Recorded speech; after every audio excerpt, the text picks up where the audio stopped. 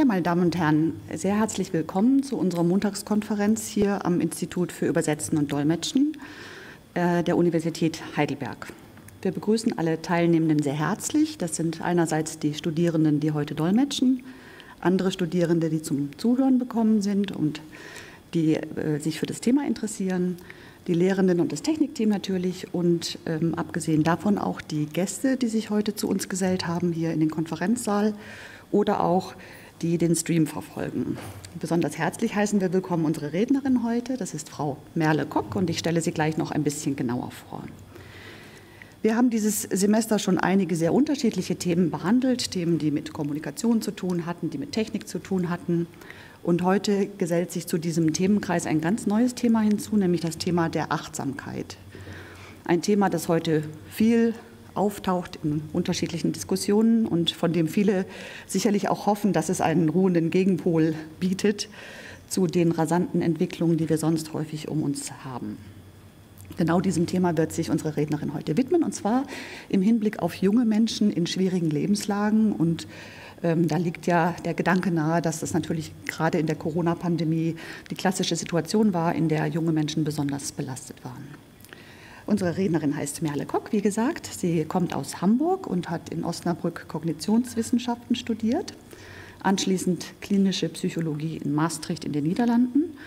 Und seit 2019 ist sie an der Universität Leuven bei Brüssel und schreibt dort ihre Promotion. Ihre Promotion ist der Erforschung der Auswirkungen von Achtsamkeitsmeditation auf junge Menschen und Erwachsene gewidmet. Sie versucht dabei herauszufinden, welche positiven Effekte es gibt, welche unter Umständen auch negativen Effekte es gibt und hat das Ziel, dass man die positiven verstärkt und die negativen möglichst minimiert. Wir freuen uns sehr auf diesen Vortrag, der so ein ganz anderes Thema beleuchtet heute und möchten gleich auch Frau Kock das Wort erteilen. Ihr Vortrag wird auf Englisch gehalten und Sie können selbstverständlich wie immer im Anschluss Fragen stellen, hier direkt im Konferenzsaal oder auch über den Chat. Vielen Dank und bitteschön. Okay. I hope you can hear me. Yeah. Okay. Yeah. So thanks for the introduction.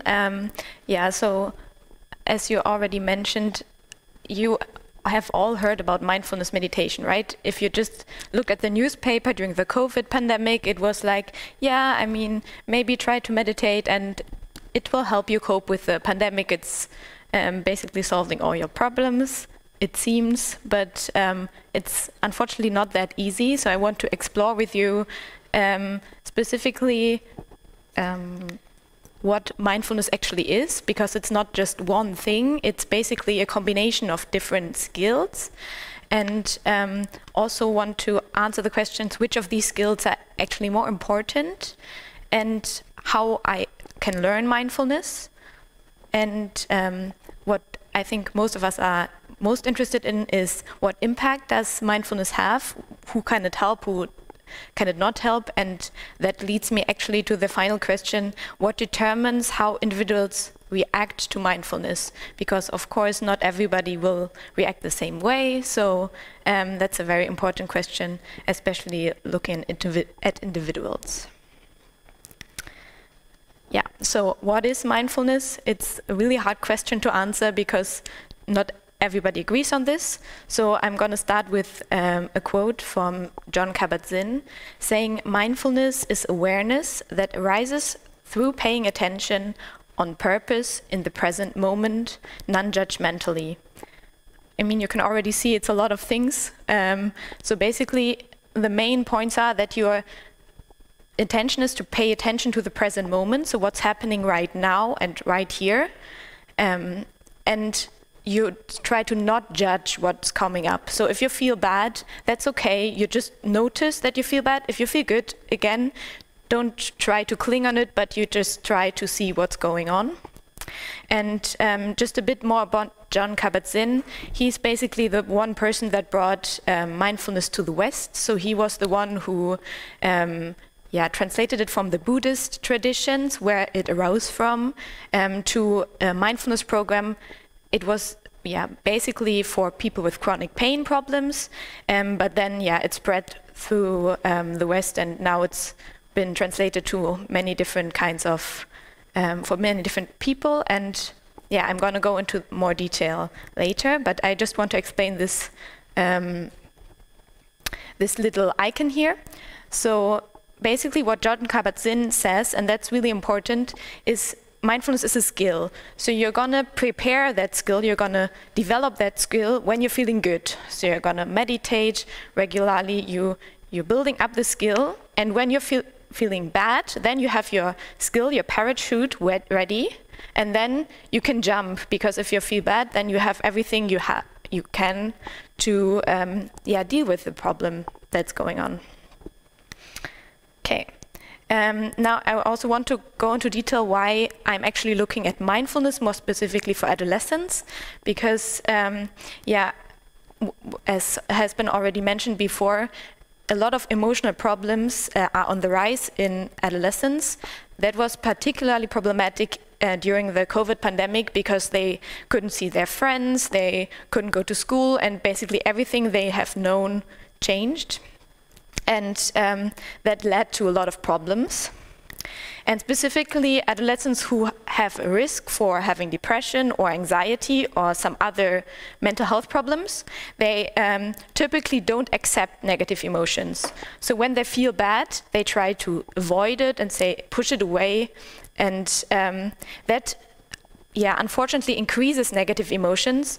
You might know that as well. When you try to not think about your negative emotion, it doesn't go away, right? So after some hours, it will come back to haunt you, and maybe then it's even worse, and it's a spiral, right? It's going down and down. And that's a big problem, because it doesn't only increase negative emotions, but it also reduces positive emotions, because these adolescents say, oh, right now I'm not feeling good, so I'm feeling anxious or depressed. I'm also not allowed to feel good. And then it's even worse, right? You're feeling negatively, you have all these negative emotions, and then you have less positive emotions, so that's a very bad combination. And what's also very problematic in adolescence is the social pressure, because, I mean, we've all seen Instagram, I suppose, so you're not going to see sad people or depressed people on Instagram. It's mainly good life, people on holidays, people on, I don't know, vacation, and they're all happy, seemingly, always. And that's a big problem, because that suggests to adolescents, oh, I mean, I'm not supposed to feel negative, I have to be happy always, and that's kind of the goal of life. And that's a big problem. Because then these adolescents also don't feel like they can talk to their friends or to their parents if they feel bad. They think, oh, that's not okay to feel bad, I should feel good all the time. And what can help is actually to do mindfulness meditation, because it can help to these adolescents to be more accepting of their emotions, both the positive and the negative emotions. And it can also lead to a less toxic social pressure, because then if everybody is more accepting of their emotions, then they can also learn how to talk to each other about their negative emotions, and they can help each other. Yeah, so I talked a bit about why mindfulness is important, so let's go a bit on what mindfulness actually is and what combination of skills it entails. So first, let's start with the two awareness parts, so internal and external awareness. Basically, internal awareness is everything that goes on in your body, so some people are really aware of their heart rate or of their stomach. And external awareness is everything you see through your senses. So yeah, seeing, hearing, smelling, everything in the outside world. And then there's also the skill of acting with awareness, which is basically doing something like riding the bike and really paying attention to what you're doing. I think you've all had this experience. You're, I don't know, cycling to your work, for example, and then you arrive at your work and you don't even remember what has been going on in between. And that's because you weren't aware of the cycling ride, right? You just were thinking about what to do next, and that's the skill of acting with awareness.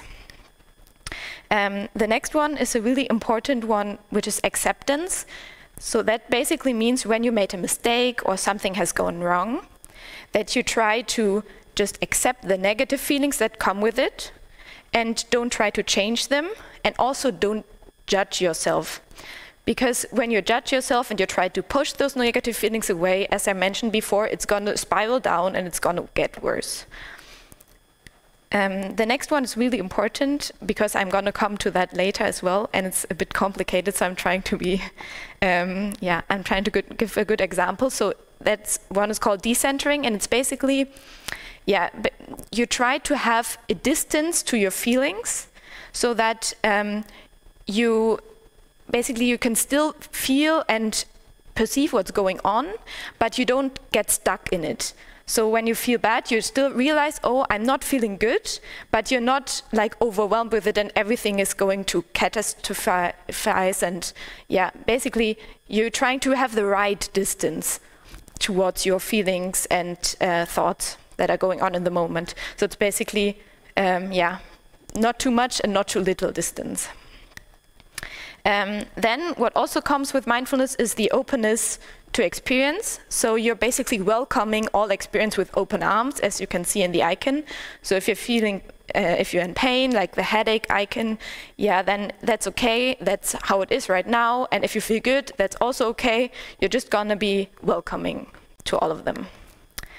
The next skill is relativity of thoughts, which is basically just knowing the difference that thoughts are thoughts and facts are facts. It's not the same thing, because maybe today you look in the mirror and you think, oh, I look really good today, and then you're really happy, and then the next day you also look in the mirror and then you think, oh, like my hair looks really shitty today, I'm not very happy. And you have to be aware that thoughts change and they're not true always. And that's a realization that's really important as well. And to the final skill, that's the skill of insight. So that just means if you realize that you made the problem bigger than it was. So you made a mistake maybe, or something has gone wrong, and you think, oh, that's really bad, like my life is gonna end, or I'm gonna lose my job. And then later you realize, oh, it wasn't as bad as I thought. And this insight is also really helpful. Okay. So you've seen all these skills, and I mean, it's a lot, I know, to take in. So I want to answer the question with you, which of these skills are most important for adolescents? Because, of course, you can't work on all these skills at the same time.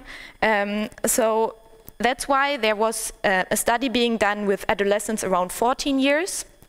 In Australia, actually, and they asked them about how depressed they felt, how anxious they felt, and how they felt about their weight or their shape, so body image. And then they also asked them about their mindfulness skills. And they did that at baseline, so at the first time point, then 3 months later, 6 months later, and 12 months later. And then they wanted to see which of these mindfulness skills are most important to predict or protect against depression 1 year later, against anxiety 1 year later. And it seems that these three here, so acting with awareness, acceptance, and decentering, all three of them protected against depression, anxiety, and weight and shape concerns 12 months later. But particularly acceptance was really important.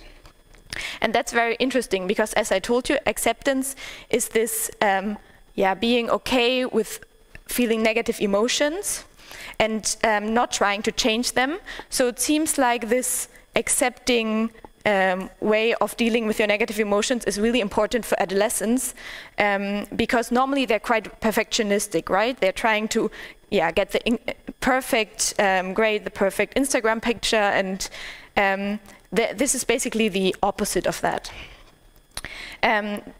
Well, what it also tells us is that not all mindfulness skills seem to be equally important, so some of them are maybe more important than others. And what's also important to note is that this study was done before the COVID pandemic. So we looked at which mindfulness skills are most important during the pandemic. I know these figures look really complicated, so I'm going to go into detail. But first of all, I want to explain a bit what we did. So this study was done between June and October 2020 in Belgium and the Netherlands, because we needed a Dutch-speaking sample. 16 to 18-year-old adolescents were asked first, at this moment, were they more stressed, more worried?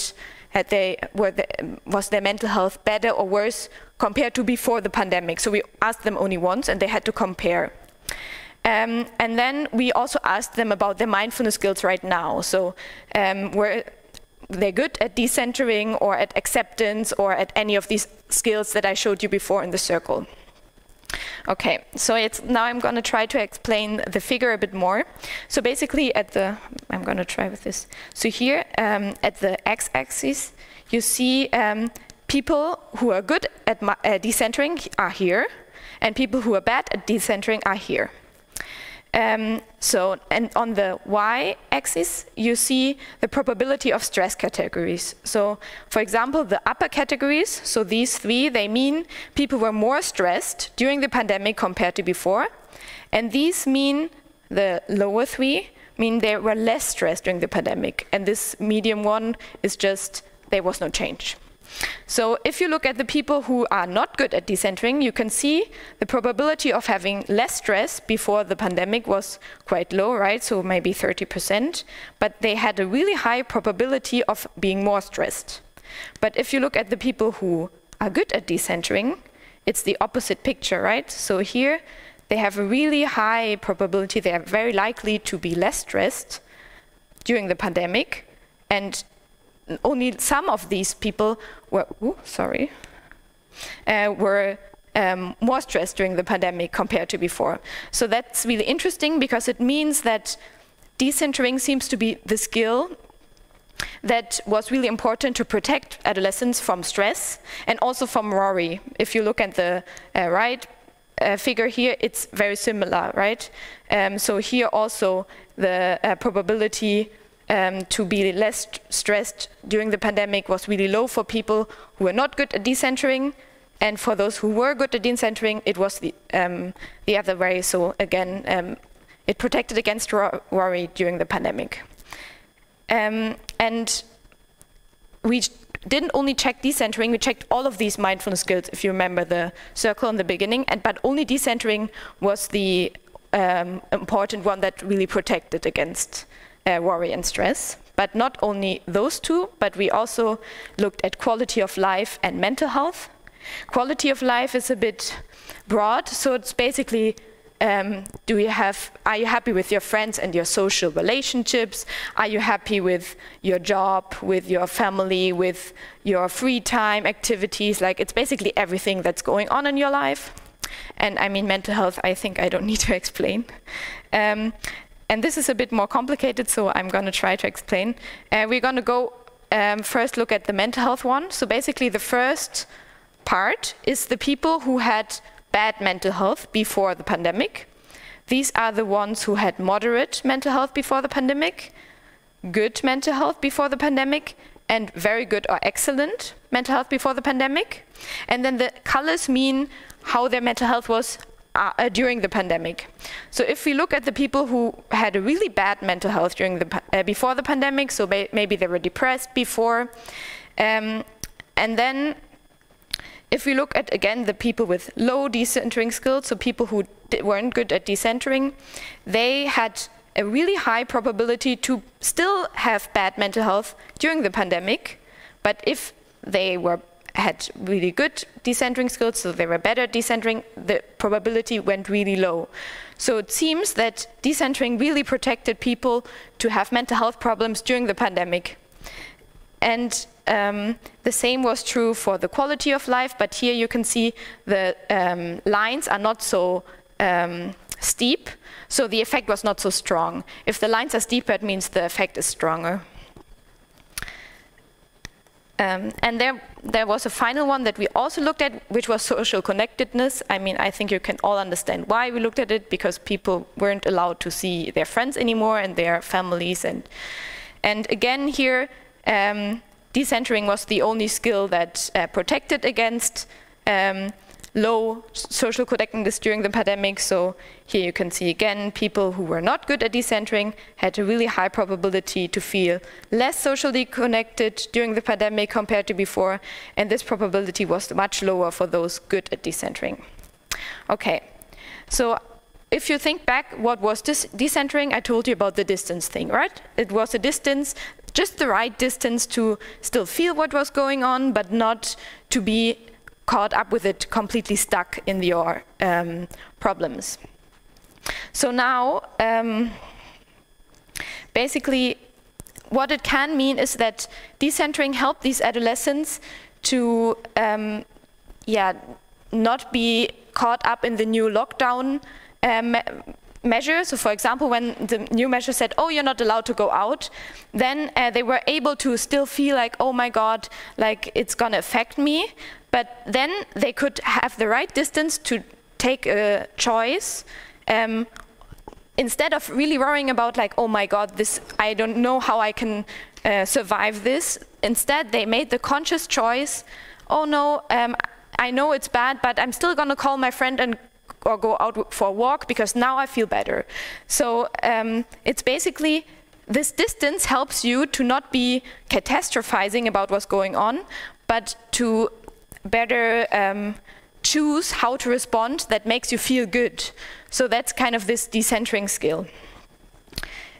So now what I told you for now is, seems like, oh, decentering seems the thing, right? Like that's what we're supposed to do, or what adolescents should do to be better in high stress situations like a pandemic. But yeah, research is not always as easy as you would hope. So there's some other results coming that, yeah, kind of, so we looked at helping intention and helping behavior as well, which was because, I mean, during the pandemic, people started helping each other out, right? Going grocery shopping for their neighbors, for example. And so we asked people, had they more intention to help? So did they want to help others more? And did they actually help them more? And on the left side, you can see the helping attention. So they wanted to help others more. And here it wasn't decentering, but relativity that that had a positive effect. So people who had higher skills in relativity had a higher probability to help, to be wanting to help others. And people who were not good at relativity, they didn't want to help others as much. So maybe I'm going to remind you again what relativity is, because I know that it's a bit complicated. So it was the difference between facts and thoughts. And this, it just means you realize that your thoughts can change. And this kind of relativity of your own thoughts can mean that adolescents who were good at relativity, they saw maybe the pandemic less in terms of their own problems were, and their own plans were basically cancelled, but more as a global problem. And then maybe that's why they were more likely to help others, because they thought, oh, it's a global problem and all of these other people I can help because I'm still in a good situation, because they saw it relative to others, their own problem.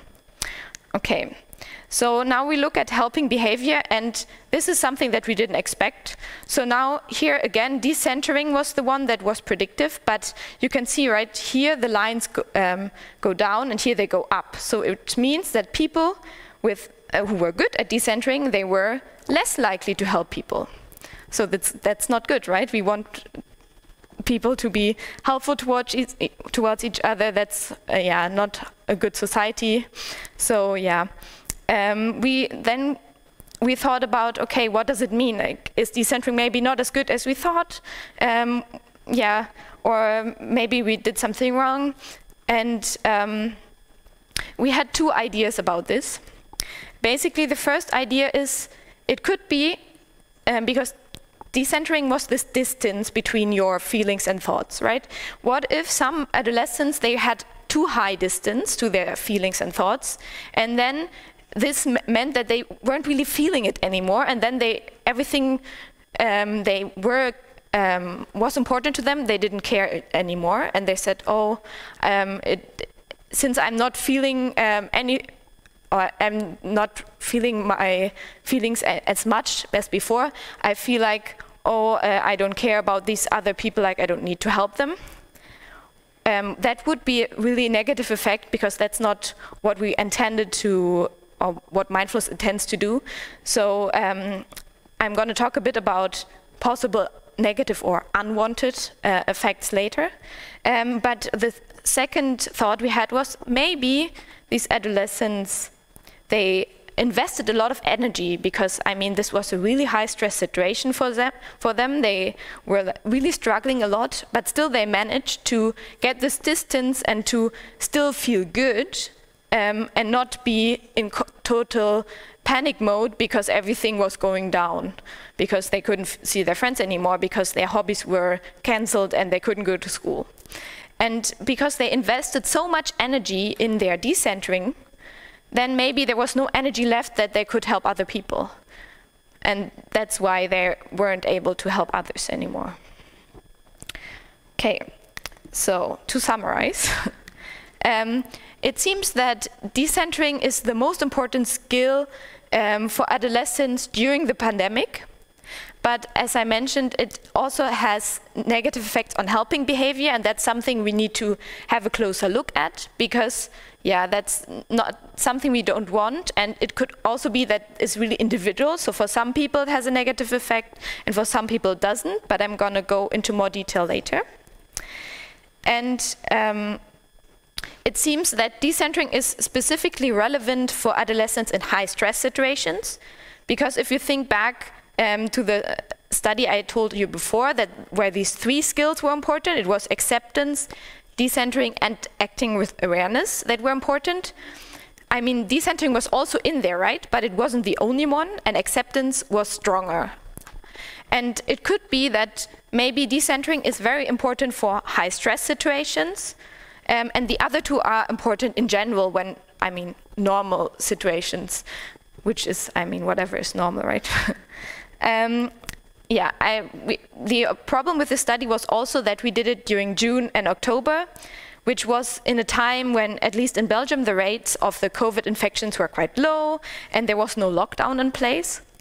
I mean, the lockdowns happened before until around May, and they were quite strict, more stricter than here in Germany. So we asked them how they were, like how stressed they were during the pandemic times in total. So I mean, they had known what it means to be in lockdown, but they had also known better times. So it is a bit, we can't say this is how it looks like during lockdown, because we asked them in a time when it was like in between.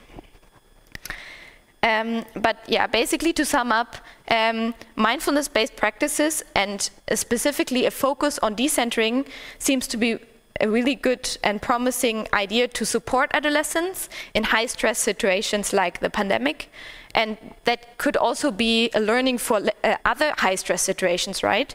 If, I don't know, maybe one of their parents died or their grandparents, and adolescents are struggling, maybe then a course or that teaches decentering might be something that could help adolescents. So that's a really interesting and important learning.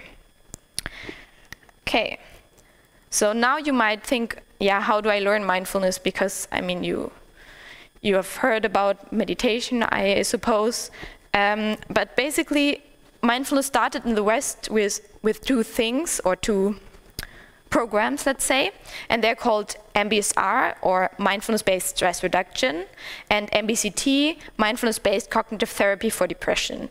And they were really focused on one group. So the first one, that was the one from Jon Kabat-Zinn, and that was designed for people with chronic pain, because they had, like, people with migraines or other pains that had no medical reason, and they didn't respond to other treatments. So that's why he came up with this mindfulness-based therapy. And the second one for people with depression was for people who had many depressive episodes before, so it was basically to help them not have another episode. And how do these programs work? Basically, it's an 8-week program, and you meet once a week, And then in each of these sessions, it's normally like 2 hours, you do meditations and you talk to the other group members. And it's really like a group inquiry, because you do the meditations together. We're going to do that later as well. And then you talk about how did you experience this, what was your problem, what went well, what didn't go well. And through that you learn a lot, and that can be really helpful. And then you also get homework, which means you should do meditation at home. And there's 2 different kinds of meditation. So there's formal meditations, and that's what you think of meditation, right? People sitting on a pillow and doing this. So that's kind of like the formal meditation is you really say, okay, this 20 minutes is the time I do meditation. And then there's informal meditations, which is basically when you cycle to work, then you pay attention to the here and now. That's one way of doing informal meditation, basically just in your daily activities being aware of what's going on. Right now there's many adaptations of these 2 programs, so yeah, we adapted it to adolescents, then there's one for eating disorders, for substance abuse, so people who are dependent on drugs or alcohol, basically for all kinds of people, for all kinds of situations. But what is important always is practice, because yeah, it's not like you meditate once and then you know. It's, they say, a lifelong journey, so you get better and better at it. And what I think many people misperceive a bit when they don't know what meditation means is it's kind of a mental gym. So also when you want to improve your muscles, you're not going to go once to the gym and then you're like the bodybuilder man, right? So you go many times, and same for meditation. You do the mental gym, you meditate many times. And the gym equipment in meditation is basically the wandering mind. Because many people think when they meditate, it's a bad thing when your thoughts go somewhere else. But that's not the case, because that's how you learn. If your thoughts go away, at some point you realize, oh, this shouldn't be. I'm supposed to meditate and pay attention to my breath, and then you say, oh, it's okay, I'm just going to slowly focus on my breath again. And that's how you learn, because every time you do it again and again, you become more skilled in realizing that your thoughts went somewhere else. Yeah. There's also 2 resources in case you're interested to practice at home. First, the Oxford Mindfulness Center, which is a really good resource. They do really good programs, and they have meditations on YouTube. And also the Bangor Center for Mindfulness Research. Yeah, you can follow the links if you're interested, or just Google them. Okay, so I went into this the importance of practice, right? I said, oh, you have to practice. It's not like you do it once and you know. But how important is practice, and how much is enough? And that's something that is not so easy to answer, because a lot of mindfulness trainers say, oh, you should do it every day, 1 hour, and then everybody says, like, I don't have an hour a day. That's not possible for me. And that's why they did the study with college students in Scotland, and they asked them to do this mindfulness training on an app. It was a 7-day training, and it was 10 minutes a day, so that's feasible, right? I mean, 10 minutes you could do. And they told them, oh, you can, it doesn't matter like if you do it 7 days or only 5 days, like do as much as you can. And here in the figure, you can see how much people improved on mindfulness. So this is basically the improvement from before they started the training to 2 weeks later. So they looked at mindfulness, at self-efficacy, which is basically, yeah, how efficient you can go towards your goals. Like if you say, oh, I want to do more exercise, then how efficient you are at doing this and what you wanted to do. And well-being, so that's highly related to mental health. And you can see that there's 3 groups. So the white group, that's people who only meditated with the app 0 to 2 days. So maximum 20 minutes, because 2 days would be 2 times 10 minutes, right? Then the gray group, they interacted with the app 3 to 5 days. and the black group, and they did the mindfulness app 6 to 7 days, so nearly all of the days. And the stars mean that there was a significant improvement, so that means that you can really say like, oh, these people got better after 2 weeks. And it seems like it doesn't matter if you do it 3 to 5 days or if you do it 6 or 7 days, right? So you don't have to do it every single day to get better. It's enough if you do it as much as you can.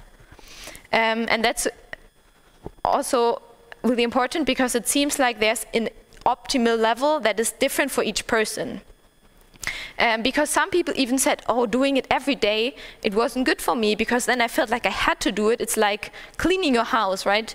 And I had to do it, and that's why I didn't feel like doing it, and then it got worse. So, and then maybe they didn't do it because yesterday they didn't do it, and then they stopped doing it altogether. And there's a quote from one person, I'm going to read it to you. So she said, I'm having a shit couple of months and my anxiety level is about to hit the ceiling.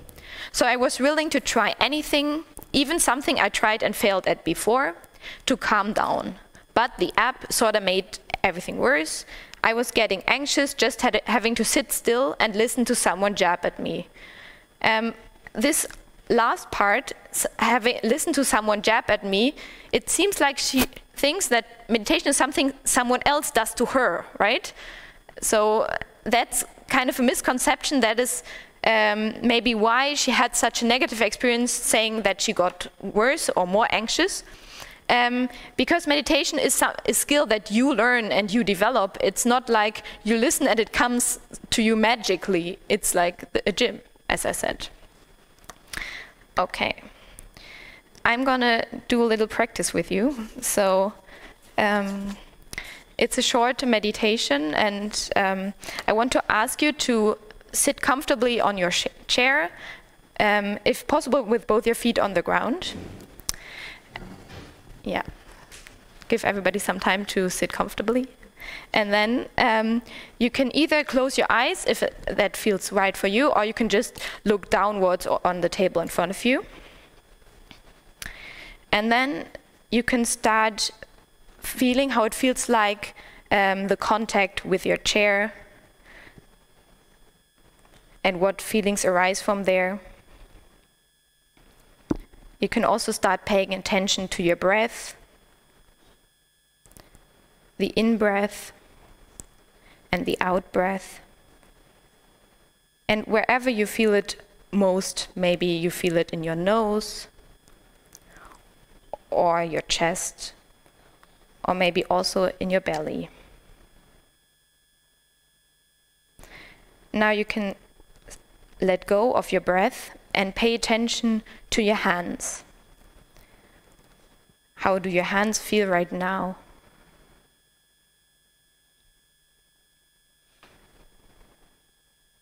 You can explore a little how your hands feel,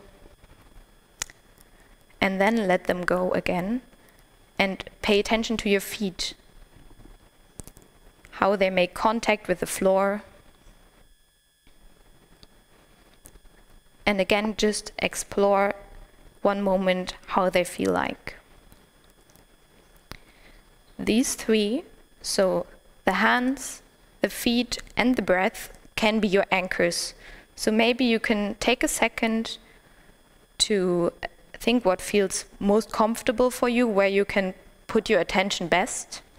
And you can remember that during the meditation, if something doesn't feel quite right, then you can come to this anchor. It's important that you remember the attention for this meditation. So the intention of this practice is not to feel any different or to be more relaxed, but it's to, as best as you can, bring awareness to any sensations that come up in your body as you focus on the different body parts. So first, bring your awareness to your feet. How do your feet feel like at this moment? Do you feel maybe a tingling? Do they feel warm or maybe cold. It's also okay if there's no sensation at all.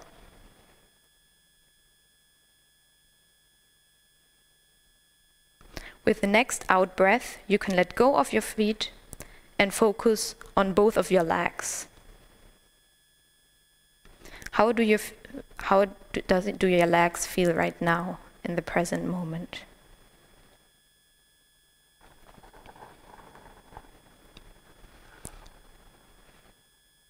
Do you have any specific sensations, or maybe no sensations at all? With the next out breath, you can let go of your legs, and you can start feeling the sensations of your contact with your chair. How does it feel like being in contact with your chair? Are there any sensations that come up?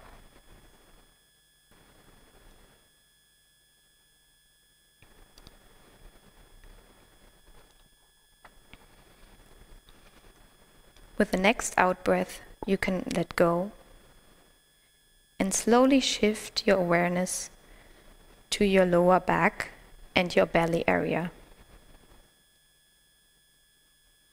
You can feel your breath going in and going out.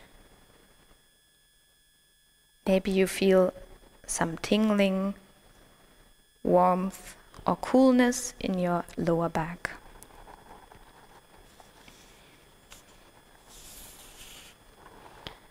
Remember that at some point your mind might wander away from the body part, and this is entirely normal. It's just what minds do. When you notice that your mind wandered away, just acknowledge it, notice it, and then gently and slowly return your attention to the part of the body you wanted to focus on.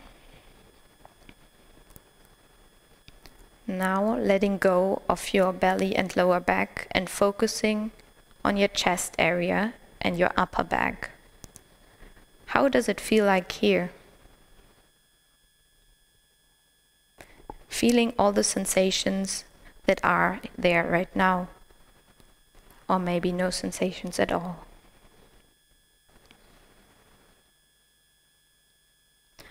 Letting go of the chest and upper back and focusing your attention on both arms. Paying attention to your sensations in the arms.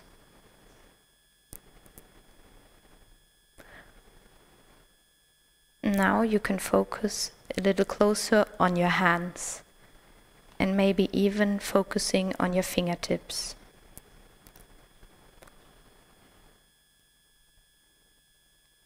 Becoming aware of what your fingertips feel like when they touch maybe your legs or your knees.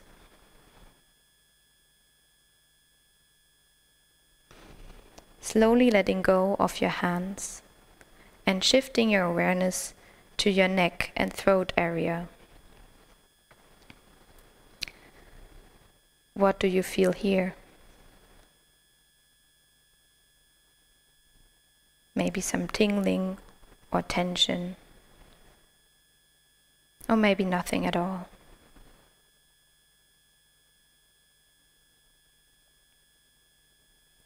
With the next out breath, letting go of your neck area and focusing on your whole head. Zooming in to your face. What sensations do you feel here right now?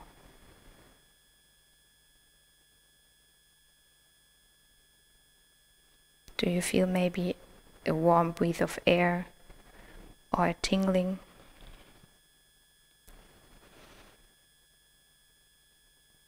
Focusing on your cheeks, your eye area,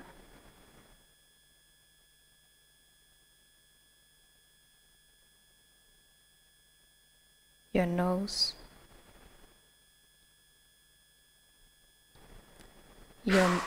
your mouth area and your chin.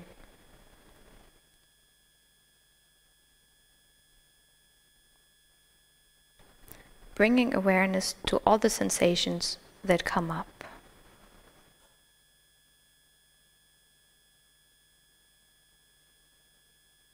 Now, with the next out-breath, letting go of your face and your head and shifting your awareness to your body as a whole. How does your body feel right now? Which sensations come up?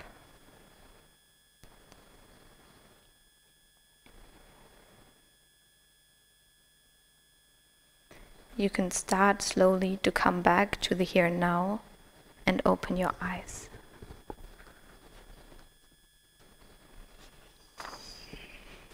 So now you have all experienced how it's like to meditate. It was a body scan, so that's basically what most mindfulness programs start with. And you can just notice for yourself how you feel right now. Was it a nice experience? Was it something you didn't like? What things came up? Maybe just making a mental note for yourself.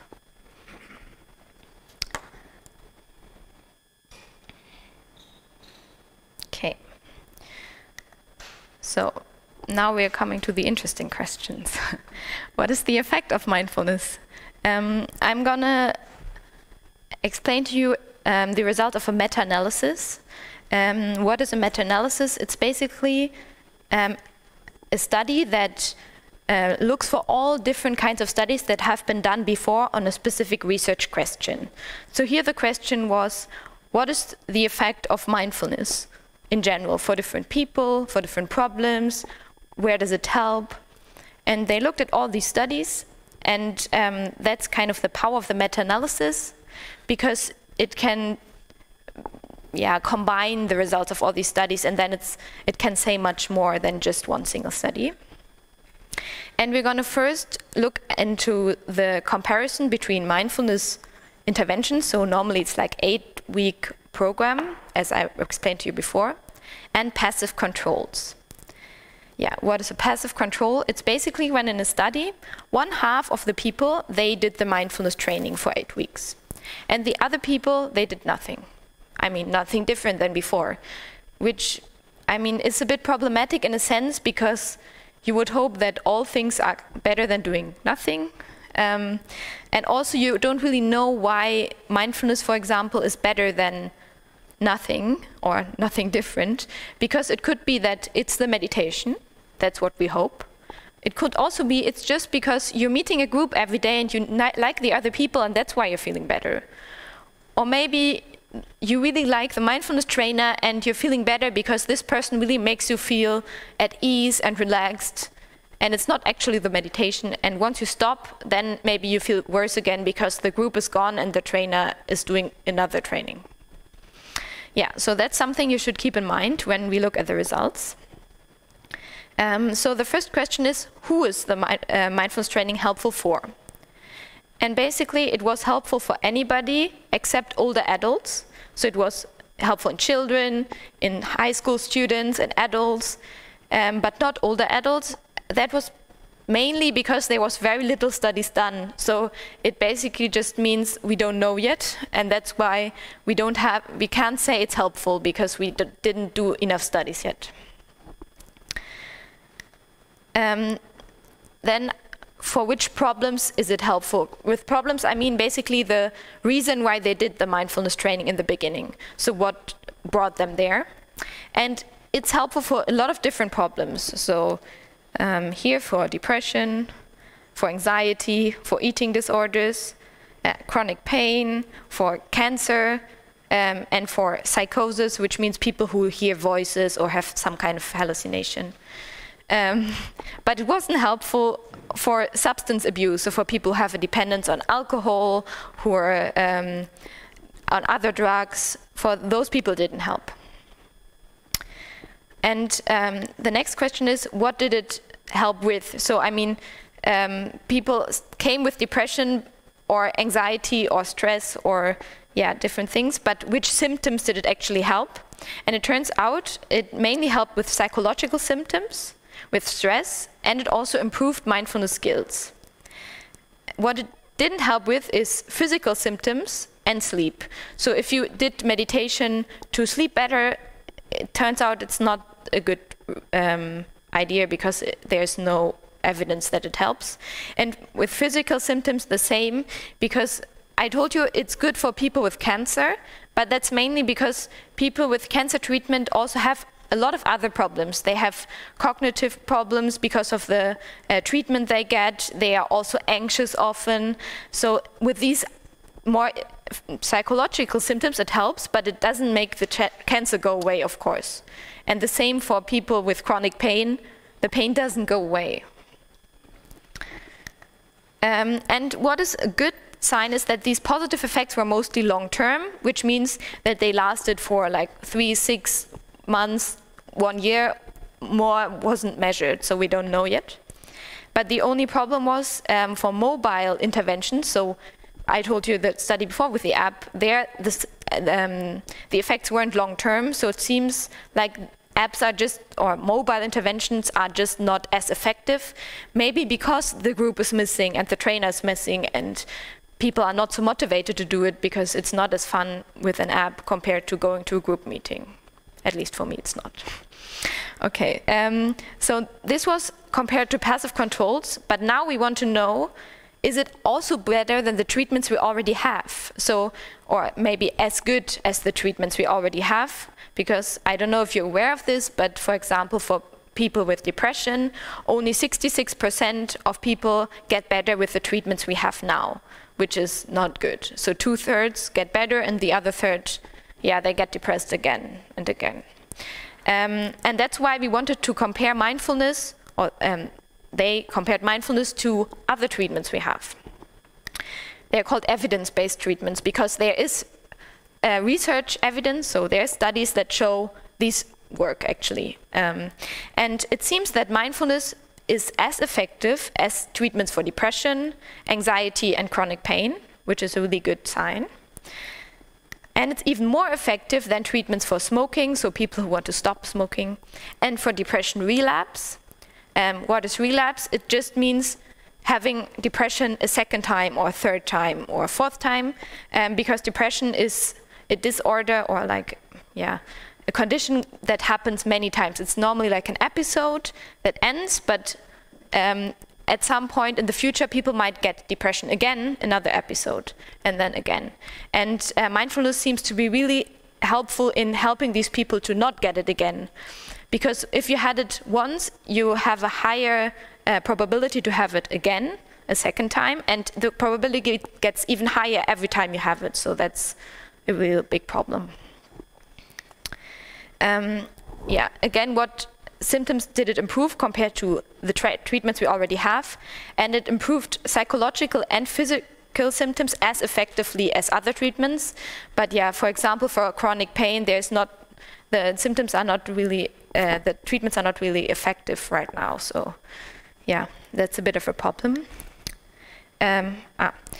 So basically to sum up, mindfulness can be beneficial, so help a range of different problems, can improve many different symptoms across many different populations, so that's a good thing, right? Because then we don't need one treatment for this group and one treatment for that group, but it's kind of a one size fits all, it seems.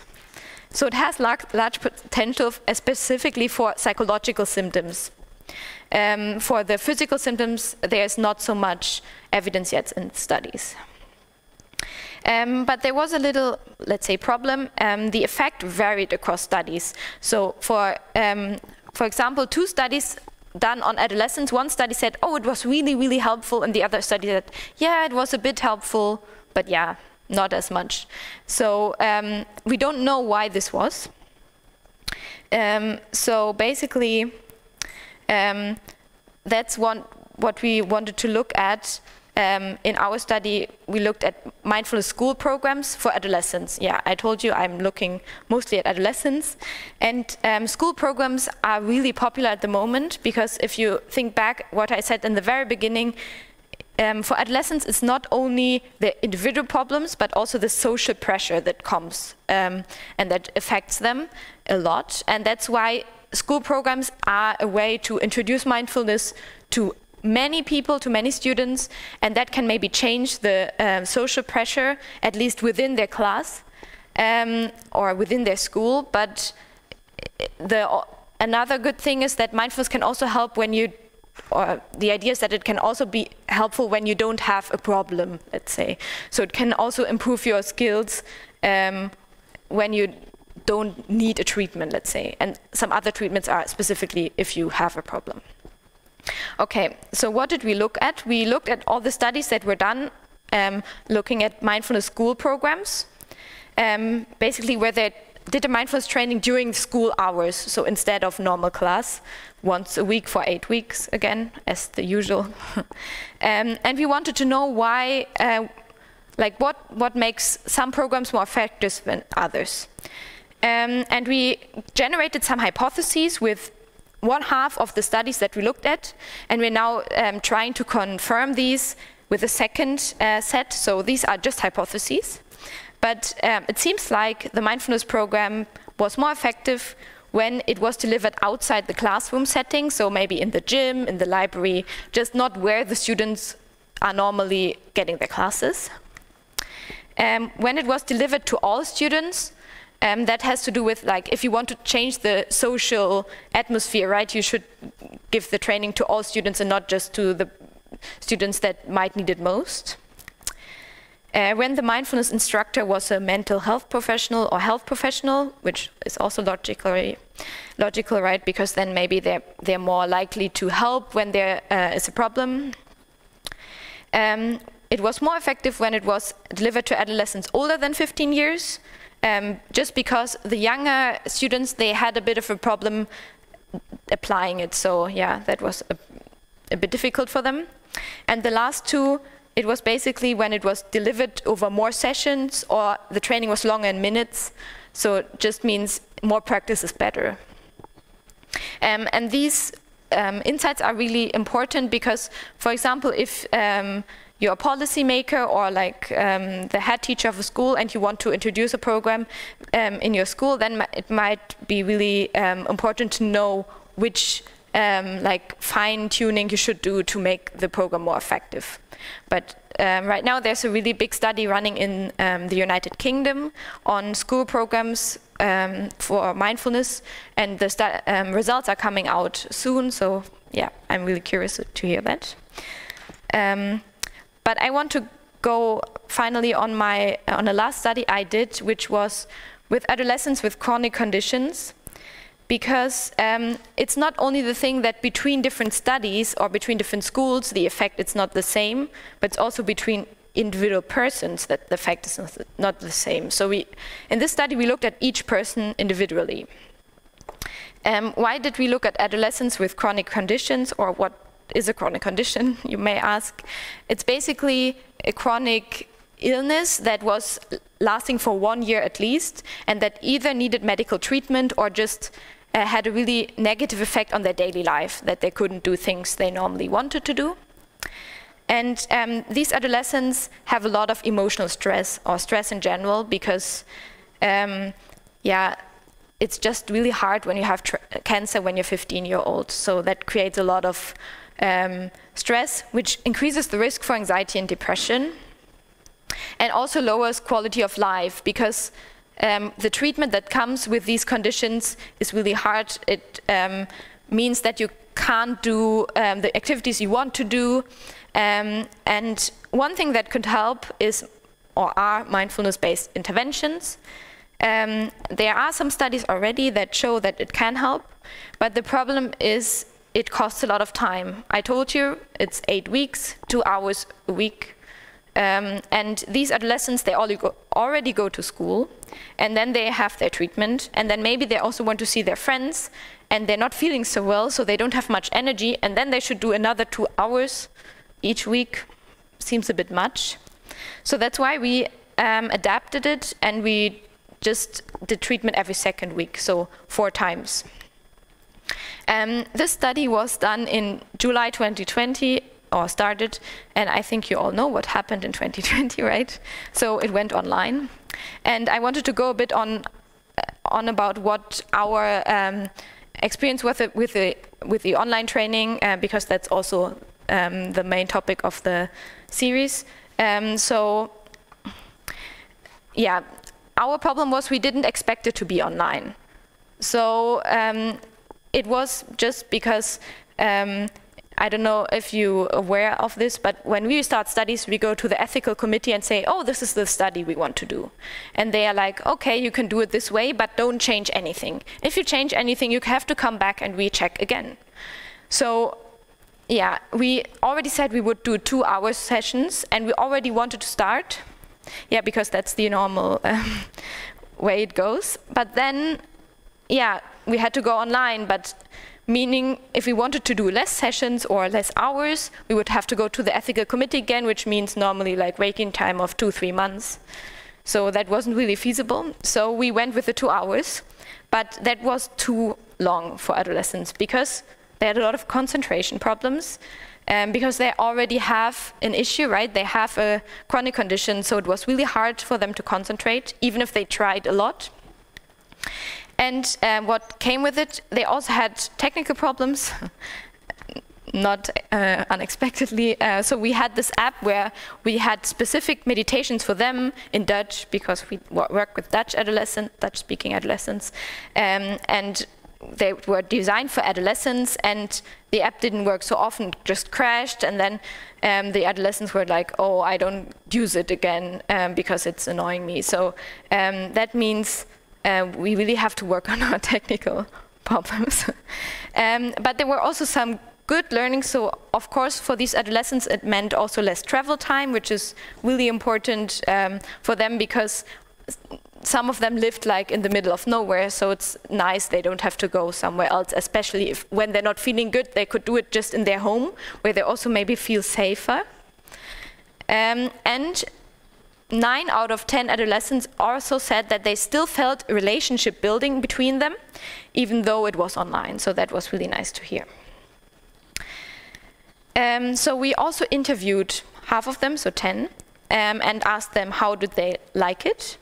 And all of them said their quality of life improved, even though there was COVID. So 2 said it didn't improve, but it also didn't get worse, because mindfulness improved it, but COVID reduced it, so it was kind of even. 4 of them said also that stress and worry reduced, and they were better able to cope with stress. So for example, when they had a test at school, they just did like a short 2-minute meditation, and then they felt more calm, which was the next thing that improved. And they were also able to have more calm and rest moments in their daily life, which meant they had more energy for nice things like meeting their friends. The physical well-being, it improved only for 2 people. That's what I said before. Mindfulness is not really there to make physical things better. But there were 2 adolescents. One said she always gets a headache when she's stressed. And because mindfulness made her less stressed, she had less headaches, which was really nice. And another girl with diabetes told us that always when she has really high sugar levels, she can feel it. And then she starts meditating, and it calms her down. And after a while, also her sugar levels go down. So she can feel the physical effect even of herself calming down. So that's also really nice. But for the others, it didn't change any physical symptoms. But it changed how they saw their own symptoms. So for example, another participant said they had a lot of headaches, and before they were trying to push them away or worried a lot about them. And after the mindfulness training, they were like, okay, now I have a headache. It's like this, I'm okay with it, I'm just gonna try as best as I can. And that really helped them to just go on. And they were also accepting of themselves, which is at the age of 14 to 19 years old really important, because many of the adolescents don't accept themselves. And they were more aware of their emotions, so they really felt what was going on inside them, like when they felt happy, also when they felt sad. So we wanted to also see more in detail how their emotional distress changed. Emotional distress meaning we asked them in the moment every night, how anxious do you feel, how depressed do you feel, how stressed do you feel? And then you can see all the dots. Here, that's like one answer for each day. You can see there's a lot of dots missing because adolescents are not really good at answering questionnaires. But each of the graphs is one person. So you can see here we have 3 phases. So we have the baseline phase, that was before they started the training, the intervention phase during the training, and then the follow-up phase after the training. And the red dotted lines are just the trend. So this means here in the baseline, this person got more emotional distress, so they got worse, and then they got better. So for these 3 people, for example, you can see during the training, they got better, so it seemed to work. Well, these 2 people dropped out, but it wasn't because they didn't like the training. I think they dropped out either because they didn't have time anymore, because they started studying at university, or they had some other commitments. So it wasn't because they didn't like the training. But as usual, the picture is not so easy. So you can also see that these 3 people, for example, got worse during the intervention. And there could be different reasons. So for example, this person, they seemed okay before, but then they got worse. And that could be because, I told you before, they were more aware of the emotions, right? So before they said, I'm not anxious, but maybe they just didn't know that they were anxious. They didn't feel it. And during the intervention, they felt it more. And that's also maybe why there was a drop here. They got better again, because then they learned how to deal with it. It could also be that the effects just take time, because, for example, this person, it seemed like this continued going worse and then got better because maybe this person needed more practice. But unfortunately, there were also people who didn't change at all. So yeah, it just means every individual varies, and some people have positive effects, some don't change, and some get worse. And the question is why? And that's a question we can't really answer yet, because there's many different factors, but I'm looking into it in a new series of studies. But there's only one thing I want to go into. There's one study that gives a bit of an idea why people react differently. And the story starts with acceptance. I told you it's a really important skill in mindfulness. And the problem is acceptance is something that means you accept the negative emotions, you don't try to change them, you don't try to avoid them. But if you look at meditation apps, they say meditation to reduce your stress, meditation to reduce your anxiety, meditation to be less depressed.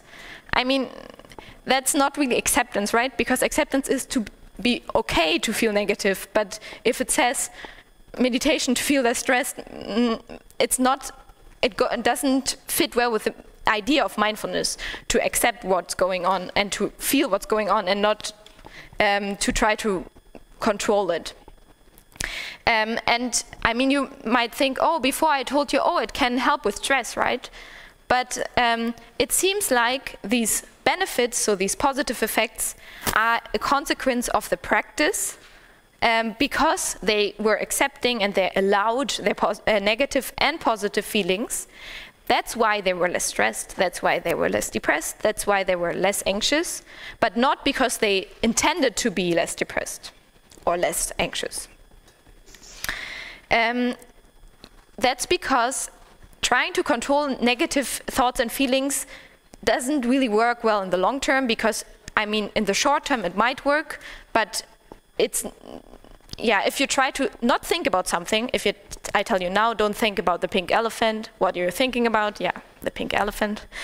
If that happens with negative things, it's even worse, because normally it creates more unwanted thoughts. So that's why a couple of researchers, they came up with a study. So they asked people, why do you meditate? What is the reason? And there were two options. Option A said, to manage, control, or avoid stress, difficult emotions, or unpleasant thoughts. That's the controlling one, right? The reducing stress. And the second one was to open up to experience as they are, to be more present, to see things more clearly. So that's the idea of mindfulness, right? To be open to everything that comes. And that's how many people said to manage. So 58% said they wanted to control stress or negative emotions, and 42% said they wanted to open up. Okay, so now they also asked them, like, how are they doing right now? So they asked them how anxious are they feeling, how much did they worry, how depressed were they, and how were their negative emotions. And you can see, so this light blue, that's the people who wanted to control their anxiety. And that's the people who accepted, so who were open to their anxiety. And you can see controlling didn't really work. They were more anxious and more worried and more depressed and had more negative emotions compared to the people who were accepting or who wanted to be more accepting towards their feelings.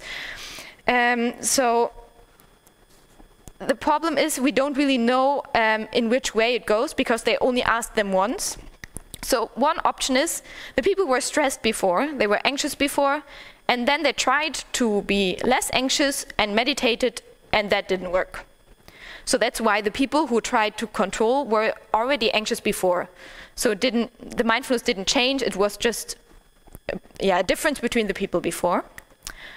Or the meditation actually made things worse, so it made them more anxious or more stressed, or maybe both, right? It could be that people who were more anxious before, and then they meditated, and then they got more anxious. So yeah, we don't really know yet, but I take it as a takeaway that the attention while you meditate makes a difference. It's not just for everybody, just try it, give it a go, and it's gonna have the same effect. It really varies across people, and yeah, you should think about why you're doing it. And that's also for therapy. If you have a patient who wants always to control everything, maybe then you should first try to decrease their controlling and then teach them meditation. Okay, I'm finally done. Take home message. Mindfulness is a combination of skills, and decentering, so this distance, seems to be very important for adolescents in stress situations, while acceptance and acting with awareness seems to be important more generally. Mindfulness can be beneficial for different people in many different situations, and specifically for psychological symptoms, but every person reacts differently, and the intention while you meditate matters, and there's probably many more factors that change how you react. So you gave it a try today, and you can think about yourself, did you like it, how did you feel afterwards, and maybe you give it another try or maybe not. But yeah, that was what I wanted to tell you. Thank you for listening.